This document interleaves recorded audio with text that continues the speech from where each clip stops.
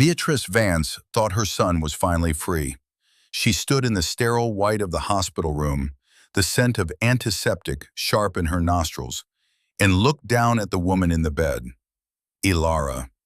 The girl was pale, exhausted from the ordeal of childbirth, but her eyes, the color of a stormy sea, were clear and steady. In her arms, a small bundle wrapped in a soft blue blanket slept, oblivious. This child, her grandson, was the only good thing to come from this disastrous union. Beatrice held a crisp manila envelope. It felt heavy in her hand, weighted with the finality of its contents. Beside her, her husband Harold stood with his arms crossed, his expression a mask of stern disapproval. And between them, slightly behind, stood her son, Marcus. He wouldn't meet Ilara's gaze. He was looking at a fixed point on the wall, his jaw tight, a portrait of a man convinced of his own reluctant righteousness. They had waited, of course. They had allowed her the dignity of giving birth to the Vance heir. But the moment the doctor had declared both mother and child healthy, the charade was over. Ilara, Beatrice began, her voice devoid of warmth, clipped and precise like the snip of a surgeon's scissors. We need to discuss the future, your future, and more importantly, the future of our family. Ilara shifted slightly, her movement careful, her focus never leaving Beatrice's face. She said nothing. Her silence was a canvas, and Beatrice was eager to paint her masterpiece of dismissal upon it. Marcus has come to a decision, Beatrice continued, placing the envelope on the thin hospital blanket covering Ilara's legs. The paper crinkled. It has been clear for some time that this marriage was a mistake, a youthful indiscretion on his part. You are simply not suitable. The word hung in the air, cold and heavy. Unsuitable. It was the culmination of 2 years of slights, of condescending remarks, of being treated like a charming but ultimately inconvenient stray Marcus had brought home. Harold finally spoke, his voice a low rumble of authority. The Vances have a legacy to uphold, a certain standard. This was never going to work. It's best for everyone to be realistic. We have been more than generous. He gestured to the envelope. Inside were divorce papers and a check, a sum they considered magnanimous, a severance package for a temporary employee, not a settlement for the mother of their grandchild. It was an amount designed to make her go away quietly, to underscore her perceived worthlessness. They didn't know. They saw a quiet girl from a forgotten town with no family name, no connections, no wealth. A pretty, unassuming thing their son had foolishly fallen for. They saw a liability. They didn't know the woman they had just insulted, the woman cradling their heir, held the fate of their family's entire legacy in the palm of her hand.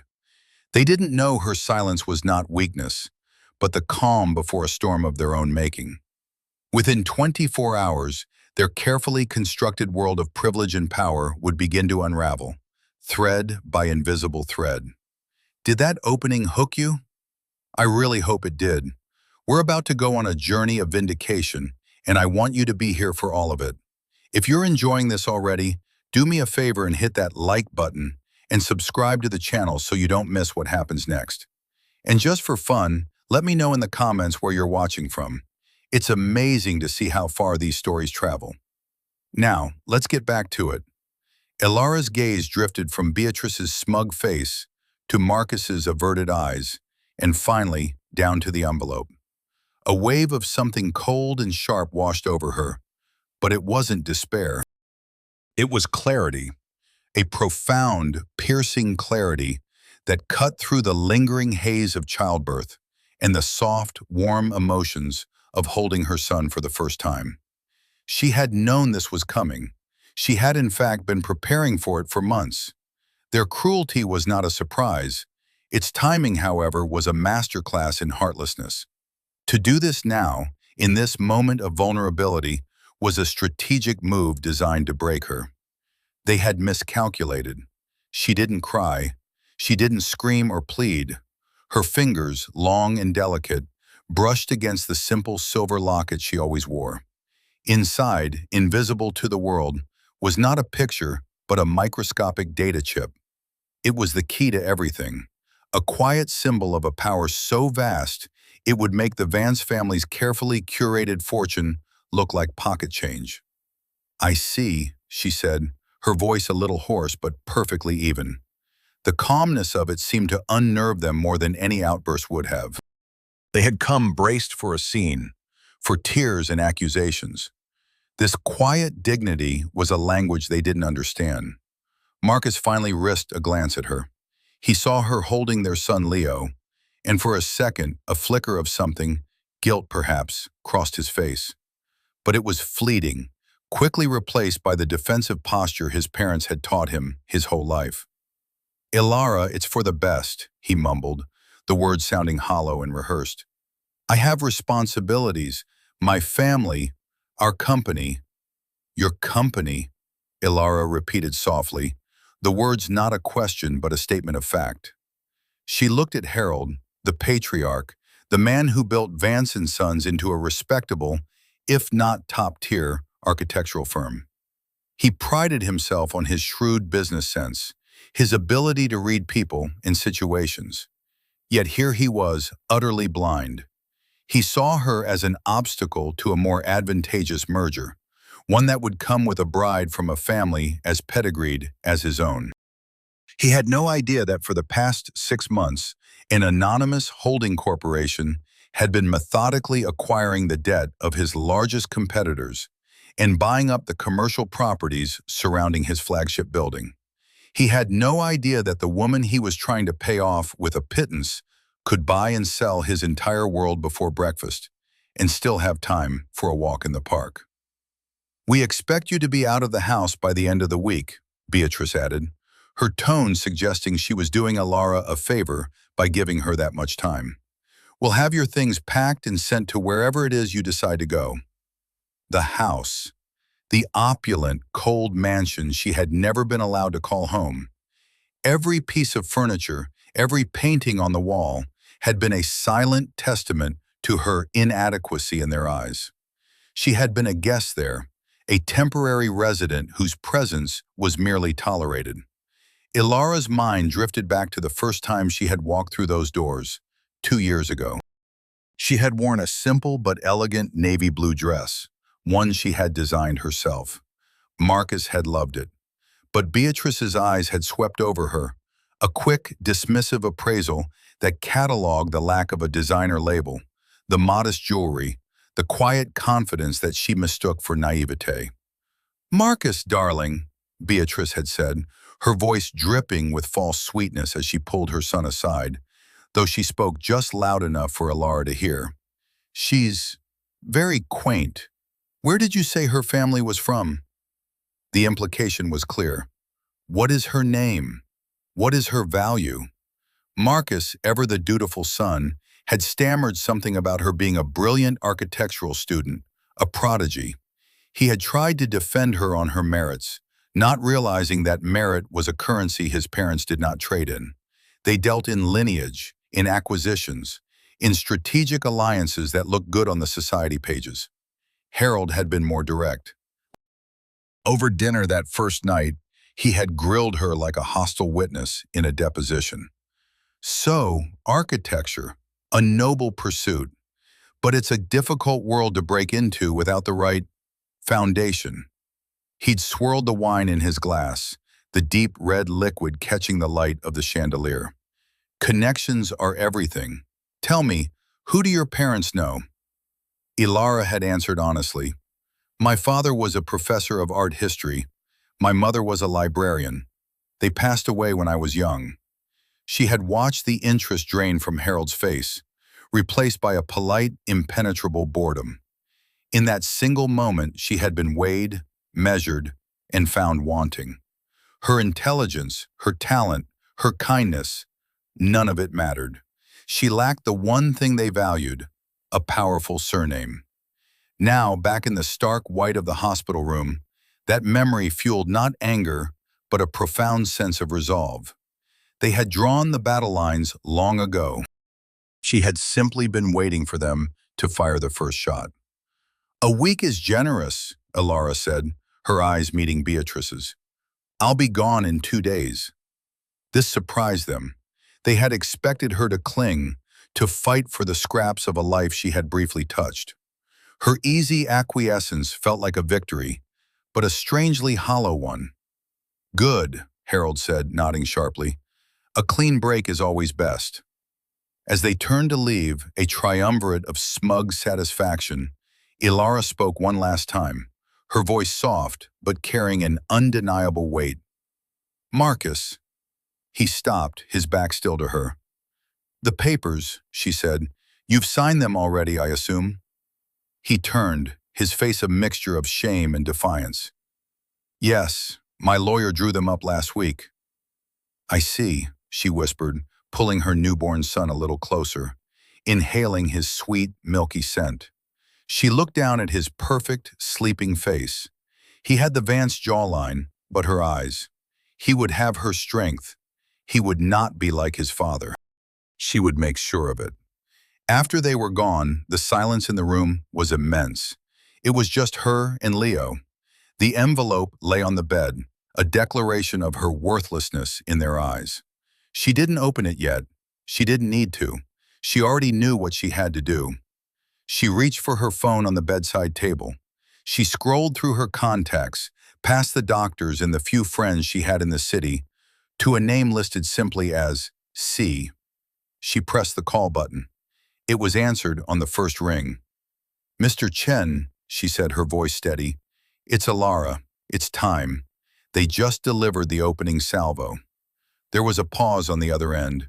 Then a calm, measured voice replied, I trust you and the baby are well?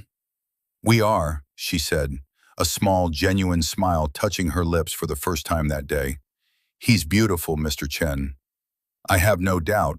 I will extend my congratulations in person soon, the voice said. Regarding the other matter, are you certain you wish to proceed? Phase 1 will be decisive.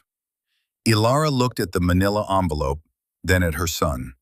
Her son, who the Vances saw as their heir, but whose mother they saw as disposable.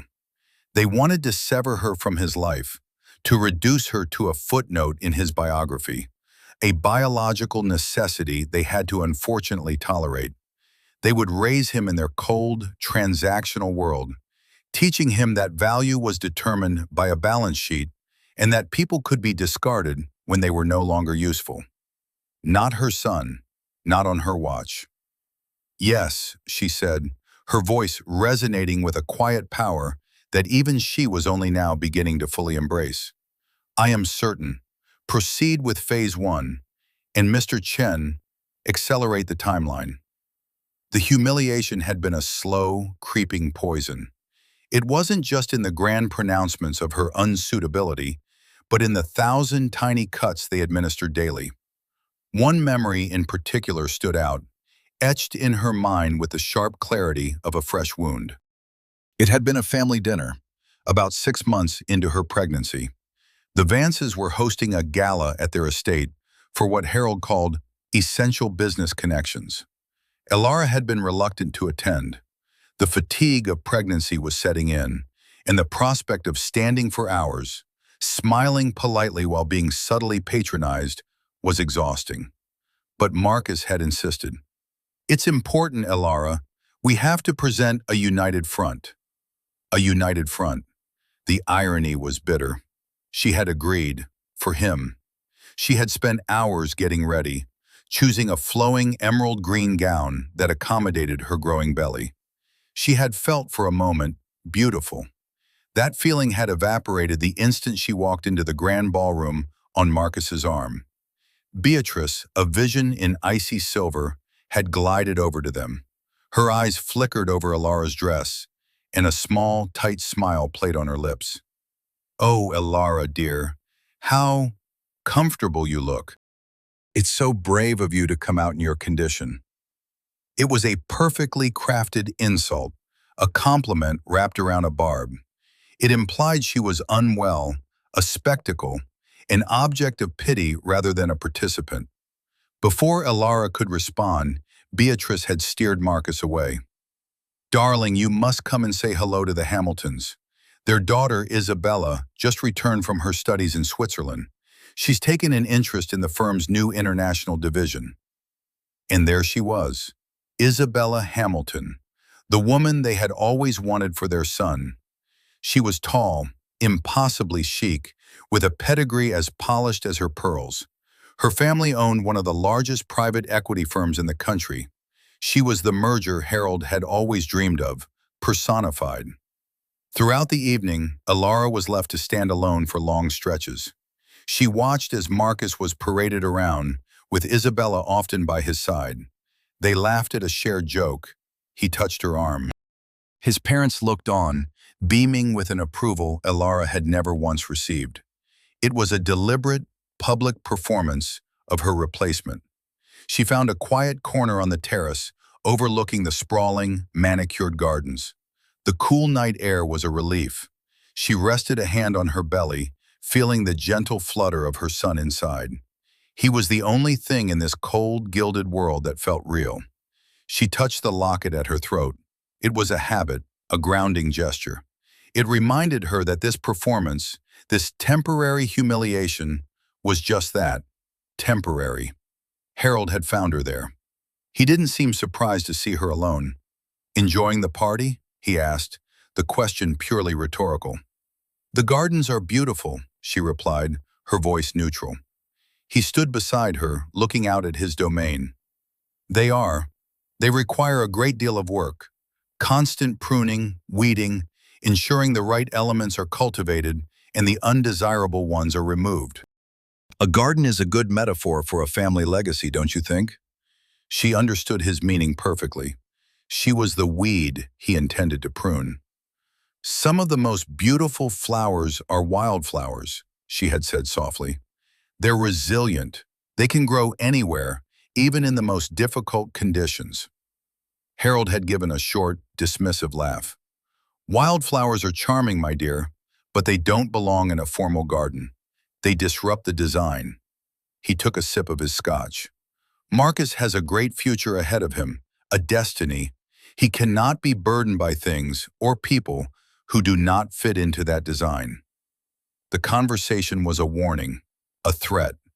He was telling her, in his coded, arrogant way, that her time was limited. That night she had gone home and cried, not for their cruelty, but for the man she thought she had married. She saw Marcus being pulled away from her, not by force, but by the seductive whisper of a life he had been conditioned to want. A life of ease and approval that she, by her very existence, complicated. She had stopped crying after an hour. She had opened her laptop and logged into a secure, encrypted network. She had pulled up the files on Vance & Sons, on their partners, their lenders, their ambitions, and she had begun to plan. Not a revenge, but a restructuring, a rebalancing of the scales. She would not let them discard her and take her son. She would not let them define her worth. She would, in her own time and on her own terms, show them what a wildflower could do to their precious, orderly garden. Now, sitting in the hospital bed, the memory felt distant, like a scene from a play she had once watched. The pain of it had been transmuted into something else, something hard and clear and unyielding. Resolve. The nurse came in, a cheerful woman with a kind smile. "How are our new mother and baby doing?" she asked, checking Alara's vitals.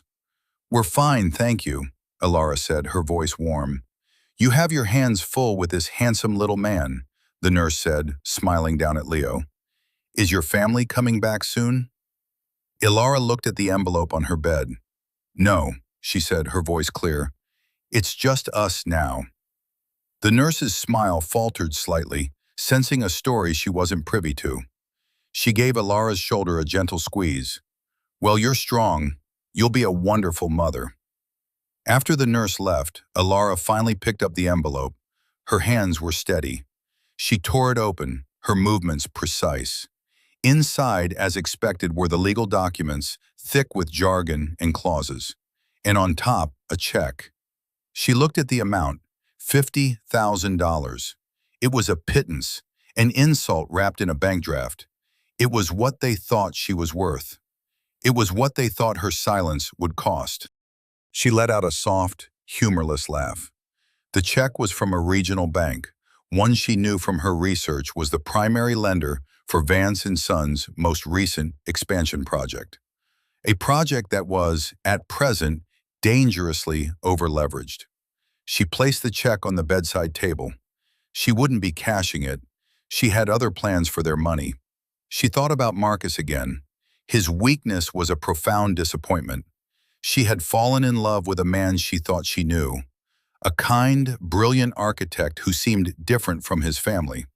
He had been enchanted by her mind, her passion for creating beautiful, functional spaces that serve people, not just egos. In the beginning, he had stood up to his parents for her. He had defended her, championed her. But their influence was like water on stone, a constant, relentless pressure that had, over time, worn him down.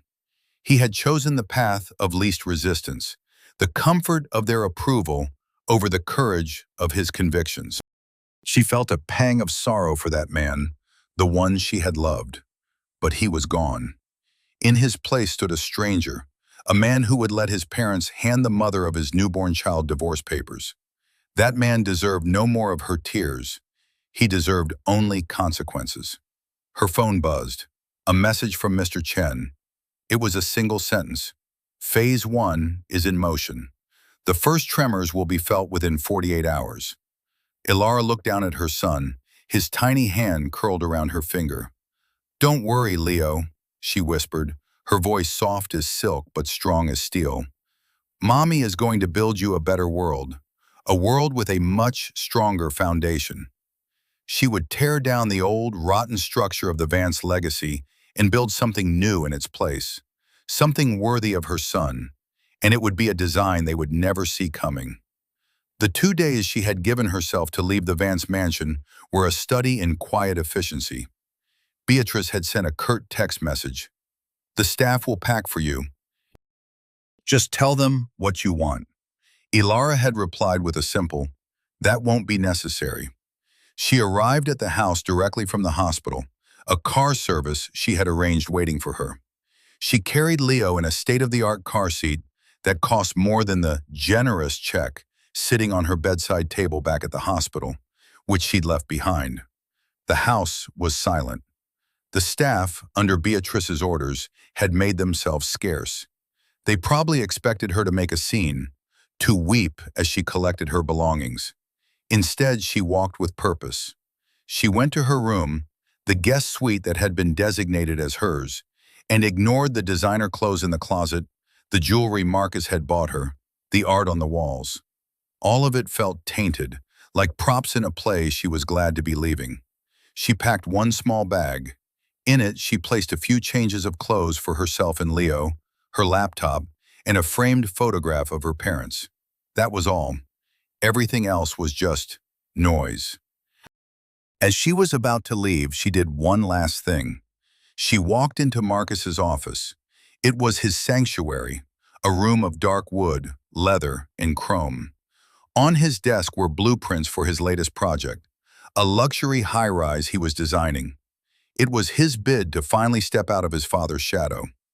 She looked at the intricate drawings. The design was ambitious, but flawed. Structurally sound, yes, but soulless. It was a monument to wealth, not a space for living. Her eyes scanned the plans, her architect's mind instantly identifying a critical weakness in the foundation's load-bearing calculations. It wasn't a mistake that would cause a collapse, but it was an inefficiency that would lead to massive cost overruns in the long term. It was the kind of subtle but fundamental error a truly great architect would never make. It was the error of a man distracted, trying too hard to impress rather than to build. She took a small sticky note from his desk and a pen. She wrote a single equation on it, the correction that would solve the problem. She didn't sign it, she just left it on top of the blueprints. A final, silent message, a testament to what he was losing. It wasn't about the money or the connections she secretly had. It was about this, her mind, her talent, the partnership he was throwing away. She walked out of that house without a backward glance and got into the waiting car. She didn't go to a sad, small apartment. The car drove her to the city's most exclusive residential hotel, the Grand Elysian. She had a penthouse suite waiting for her, one she had owned for years through one of her corporations. It was a place no one in the Vance family knew existed.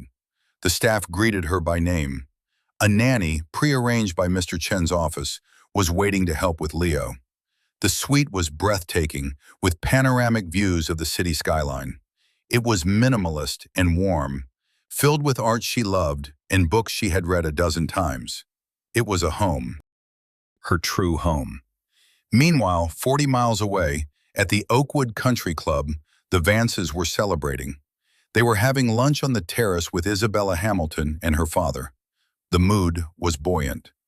"A toast," Harold said, raising his glass of champagne, "to new beginnings and to clarity." Beatrice smiled, a genuine reptilian smile of triumph. Marcus is finally free to pursue a future that is appropriate for him. She glanced meaningfully at Isabella, who offered a polite, knowing smile in return. "It was a messy situation," Marcus said, trying to sound decisive and in command. "But it's handled. $50,000 should keep her comfortable for a year or two, until she finds some other poor soul to latch onto," Beatrice said with a dismissive wave of her hand. "Honestly, we got off cheap." Harold chuckled. "Indeed. Now about the merger, Thomas," he said, turning to Isabella's father. "With this distraction out of the way, we can finalize the terms.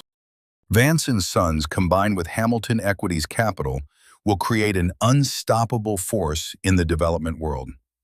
They spoke of the future, of towers and acquisitions and market dominance.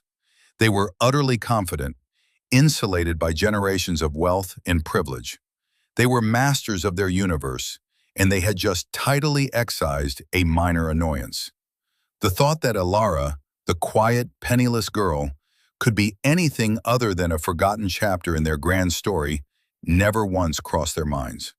The dramatic irony was a thick, palpable thing, hanging over their champagne-fueled celebration like a gathering storm cloud they were too arrogant to notice. Back in her penthouse, Elara was also looking at the future. She sat with Mr. Chen, a distinguished man in his late 60s, with kind eyes and a mind like a steel trap. He had been her father's closest friend and had managed her family's vast, hidden fortune since she was a child. He was more of a grandfather to her than a financial advisor. Leo was sleeping peacefully in a bassinet nearby. "The shares in their primary lender, Sterling Regional Bank, have been acquired," Mr. Chen reported, looking at a tablet. "We now hold a controlling interest through 3 separate shell corporations. They won't be able to trace it back to us until we want them to." "And the Clarion building?" Elara asked. It was the building that housed the headquarters of Vance and Sons. "The purchase was finalized this morning. The current owner was more than happy to sell when we offered him 20% above market value in cash. The termination of lease notice will be delivered to Harold Vance's office tomorrow morning." Elara nodded slowly. "Phase 1 is complete then?" "It is," Mr. Chen said. He looked at her, his expression serious. "Elara, are you prepared for their reaction? When they realize what is happening, they will not be gracious." Elara gazed out the window at the city below. From up here, the buildings looked like a grand, intricate blueprint. A city was a living thing, constantly being torn down and rebuilt. Relationships were the same. Some foundations were simply too rotten to be saved. You had to clear the site and start again. "They believe they have all the power, Mr. Chen," she said, her voice quiet. "They believe a person's worth is determined by their last name and their bank balance. They are about to receive a rather strenuous education on the matter. I'm not doing this for revenge. I'm doing it to protect my son. I will not have him raised by people who believe kindness is a weakness and that human beings are disposable assets." She picked up a tablet of her own, one that showed a live feed of global market data. She brought up a file labeled Project Nightingale. It was a passion project of hers, a foundation she was creating to fund sustainable, affordable housing projects in underserved communities.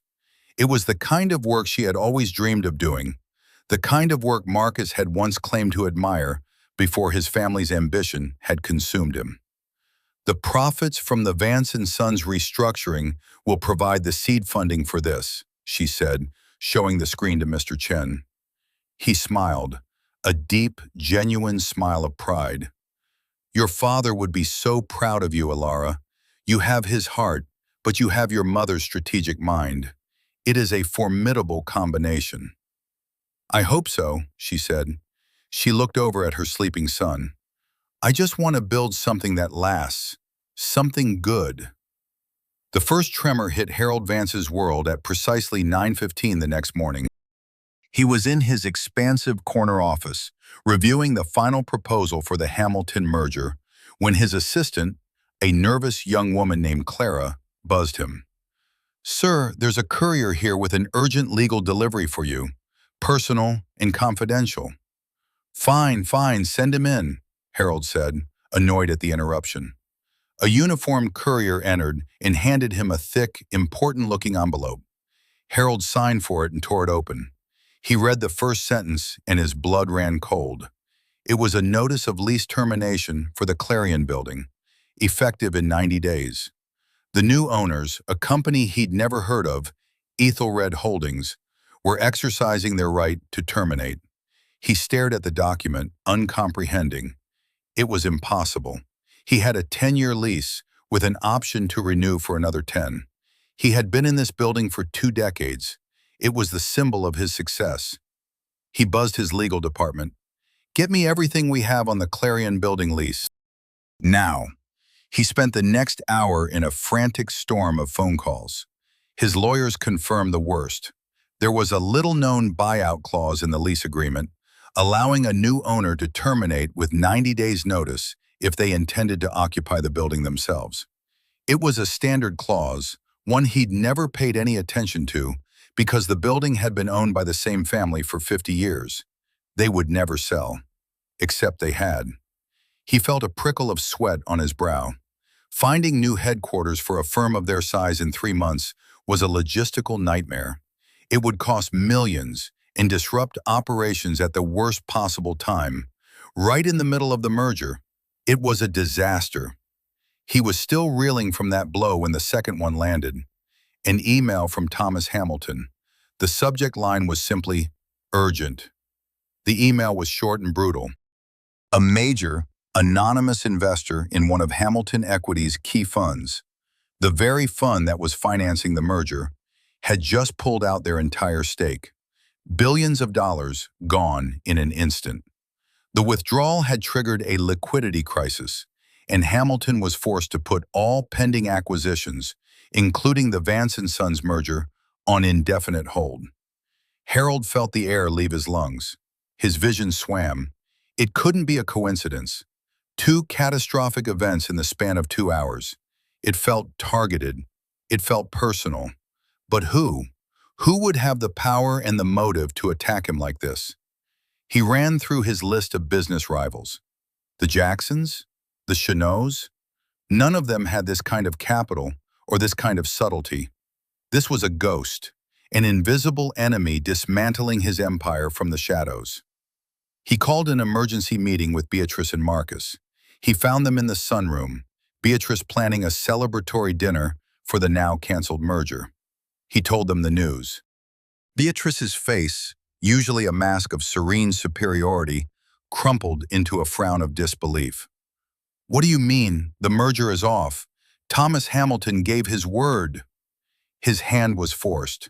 Someone is making a play against us, Harold said, his voice grim. He paced the room like a caged animal. This is a coordinated attack. Marcus looked pale. Who would do this? We haven't made any enemies that powerful. Beatrice scoffed. Don't be naive, Marcus. In our world, you don't need to make enemies. Success is enough to inspire jealousy. This is one of our rivals trying to destabilize us before we become too powerful. Her mind, like Harold's, immediately went to their known competitors. It was inconceivable to her that the threat could come from anywhere else. The idea that Alara, the meek, penniless girl they had just cast aside, could be responsible was so far beyond the realm of their imagination that it simply did not exist as a possibility. They had dismissed her so completely from their minds that she had become to them functionally invisible. They were searching for a king who had declared war, never suspecting the quiet pawn they'd sacrificed had just checkmated their entire board. "We need to find out who Aethelred Holdings is," Harold declared, slamming his fist on the table. "I want our investigators to dig into them. I want to know who is behind this. When I find them, I will ruin them." His words were full of fire, but his eyes were full of fear. For the first time in his life, Harold Vance was not in control, and he was terrified. Over the next few days, the Vance's world continued to crumble in slow motion. Their investigators hit a brick wall.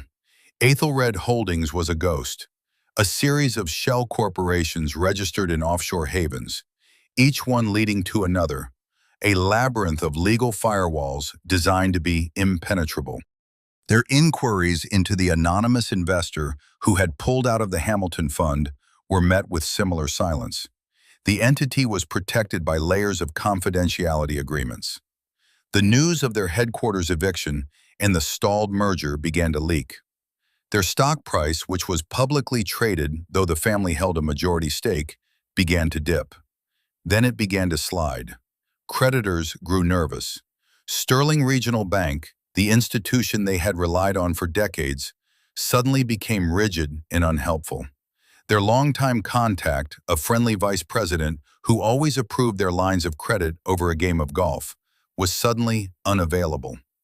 All requests were now being funneled through a new, faceless corporate oversight committee that demanded exhaustive documentation for every transaction. The pressure was immense.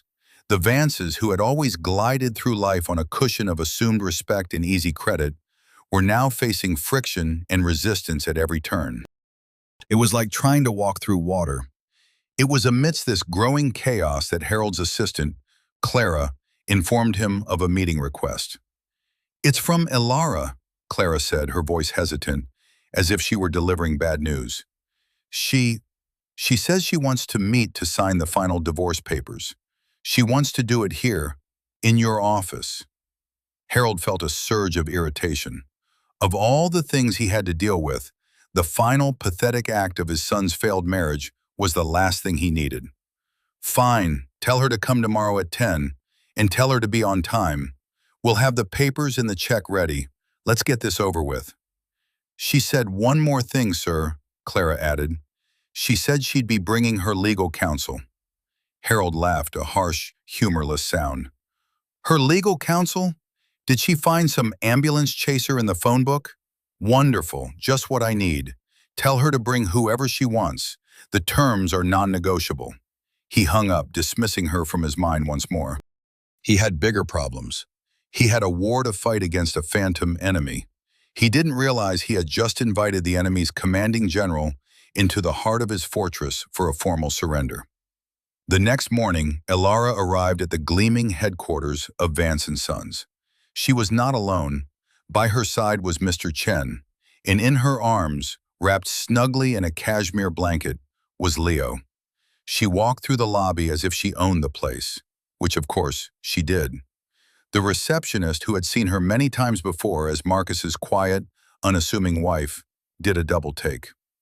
There was a new air about Alara, a serene confidence that was almost regal. Her simple, perfectly tailored black dress spoke of quiet elegance, not ostentation. "We're here to see Harold Vance," she said, her voice calm and clear. They were shown up to the top floor. The atmosphere in the executive suite was tense. Phones were ringing, people were scurrying about with worried expressions. The Vance's carefully maintained facade of effortless success was cracking at the seams. They were ushered into Harold's office. Harold was there, as were Beatrice and Marcus. They had assembled as a united front, ready to finalize the dismissal of this minor character from their lives. Harold didn't stand up. He gestured to the two chairs in front of his massive mahogany desk. "Ilara, you're punctual. Good." His eyes flickered to Mr. Chen. "And you must be the legal counsel.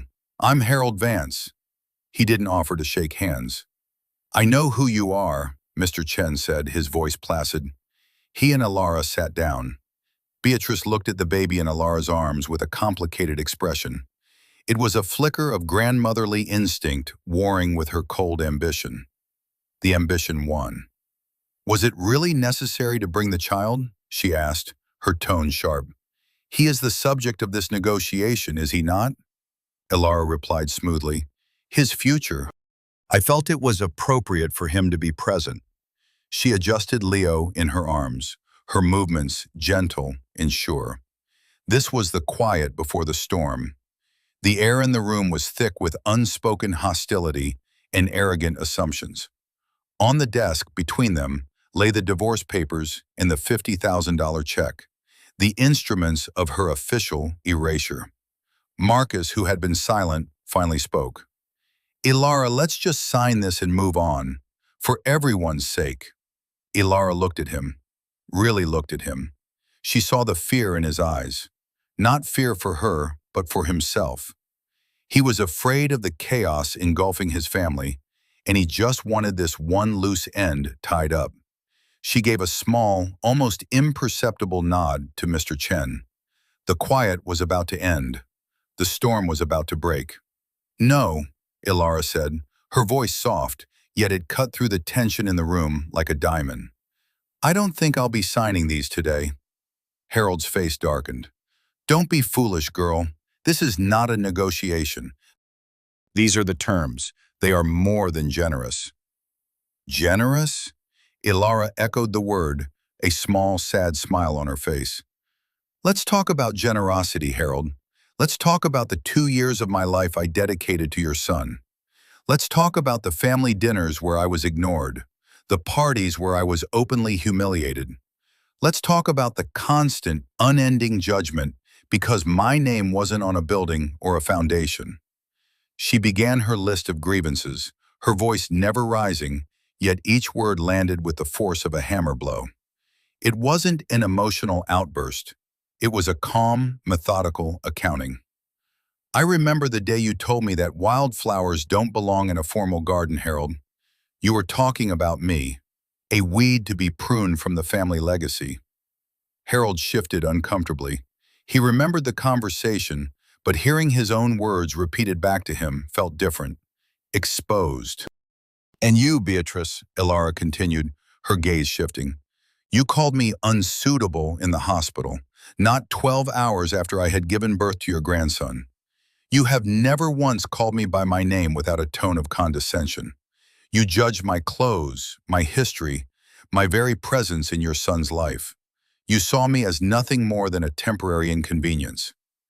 Beatrice's lips thinned into a hard line. "We were only thinking of what was best for Marcus." "Best for Marcus?" Ilara's voice hardened slightly. "Or best for the family business? Best for the merger with Hamilton Equity?" A shocked silence fell over the room. How did she know the specifics of the merger? Ilara didn't wait for an answer. Her eyes finally settled on Marcus. He flinched under her gaze. "And you let them do it. You stood by and watched them disrespect the woman you claim to love, the mother of your child. You chose their approval over your own integrity. You are not a bad man, Marcus. You are simply a weak one. And in the end, that is so much worse." The truth of her words hung in the air, undeniable and devastating. Harold, recovering first, slammed his hand on the desk. "Enough of this melodrama. What is the point of this? Do you think this little speech will get you more money? Who is this man?" he demanded, gesturing dismissively at Mr. Chen. "Some third-rate lawyer who told you to play hardball? You are making a terrible mistake."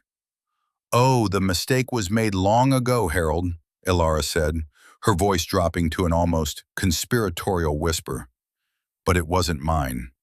She nodded to Mr. Chen. He opened his sleek leather briefcase and took out a single file folder.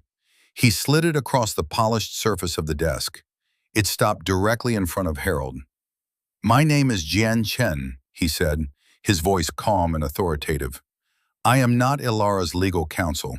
I am the executor of her family's estate and the chief advisor for her personal portfolio, which, I might add, is considerably larger than the entire market capitalization of Vance & Sons and Hamilton Equity combined."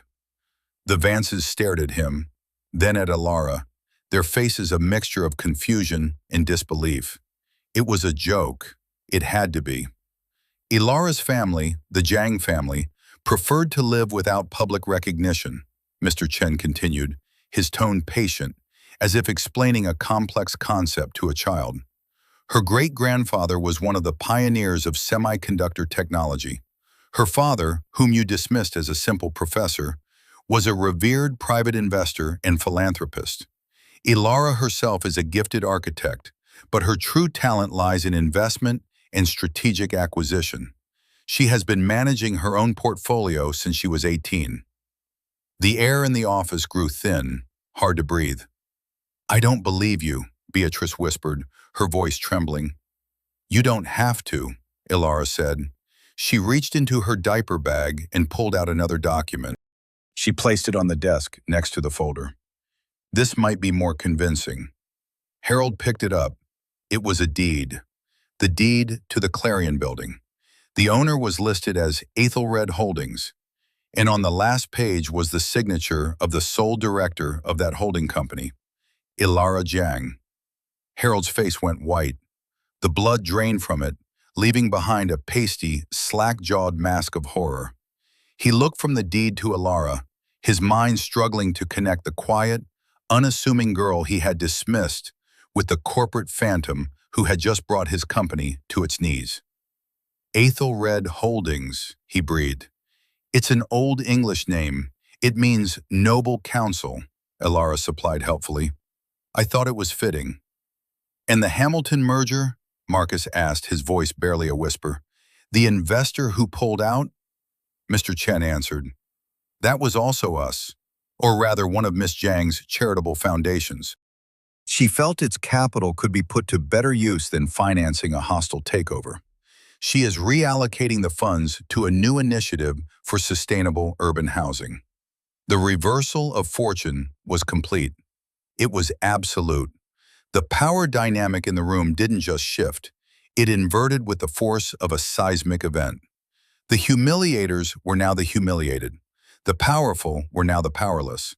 They had been playing checkers, moving their pieces with arrogance and pride, while Ilara had been playing a game of three-dimensional chess they hadn't even known existed. Beatrice was the first to break. Her carefully constructed composure shattered into a million pieces. "Why?" she cried, her voice cracking. "Why would you do this to us?" Ilara looked at her, and for the first time Beatrice saw not a weak girl, but a woman of immense, formidable strength. There was no anger in Ilara's eyes, only a deep, profound disappointment. "You did this to yourselves," Ilara said, her voice soft but unwavering. "You judged me, you disrespected me, and you tried to discard me. You tried to take my son and erase me from his life. You left me with no choice but to remind you that I am not disposable." She stood up, holding Leo close. "This was never about money. It was about respect, a concept you seem to value only when it is directed at you." Harold was speechless. His empire, his legacy, was in the hands of the woman he had tried to pay off with $50,000. The irony was so staggering, so complete, that it almost drove him to his knees. Marcus finally found his voice. He stumbled forward, his hands outstretched. "Ilara, I didn't know. I'm sorry. We can fix this. We can be a family. For Leo." Ilara looked at her husband, the man who had stood by and let this all happen. She saw the desperation in his eyes, the frantic calculations as he tried to salvage his future. But there was no love there, only fear. "A family?" she repeated.